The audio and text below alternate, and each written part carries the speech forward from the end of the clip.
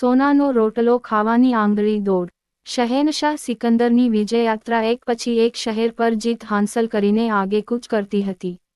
એવામાં એક શહેરની બહાર એને જોયું તો નગરજનો એનું સ્વાગત કરવા માટે અધીરા થઈને ઊભા હતા. સિકંદર જરા થોભી ગયો. એવામાં લોકોની વચ્ચેથી માર્ગ કરતો એ શહેરનો રાજવી આવ્યો. એણે શહેનશાહ સિકંદરની વીરતાની ઘણી પ્રશંસા કરી.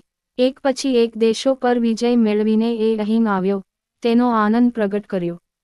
સહુએ શહેનશાહ સિકંદરનું ભાવભીનું સ્વાગત કર્યું. રાજાએ શહેનશાહ સિકંદરને સોને મઢેલી ખજૂર અને સોનાનું અંજીર પેશ કર્યું. સિકંદર જોઈ રહ્યો. એ પછી રાજાએ સોનાનો રોટલો સિકંદરને ભેટ ધર્યો. શહેનશાહ સિકંદરને પારાવાર આશ્ચર્ય થયું. શું આ દેશના લોકો પાસે એટલું બધું સોનું છે કે તેઓ અલંકાર તો ઠીક, પણ ભોજનમાં પણ સોનું ખાય છે? સિકંદરે રાજાને કહ્યું, અદ્ભુત ઐશ્વર્ય છે તમારું. આવું તો મેં ક્યાંય જોયું નથી કે જ્યાં લોકો સોનાનું ભોજન કરતા હોય. રાજાએ કહ્યું, એવું નથી, શહેનશાહ. આ તો આપને માટે છે. અનાજનો રોટલો તો આપને આપના દેશમાં ક્યાંય નથી મળતો કે આપ આટલે દૂર સુધી એ રોટલા માટે આવો, આટલું લશ્કર લઈને આવો, આટલી મુસીબતો વેઠીને આવો.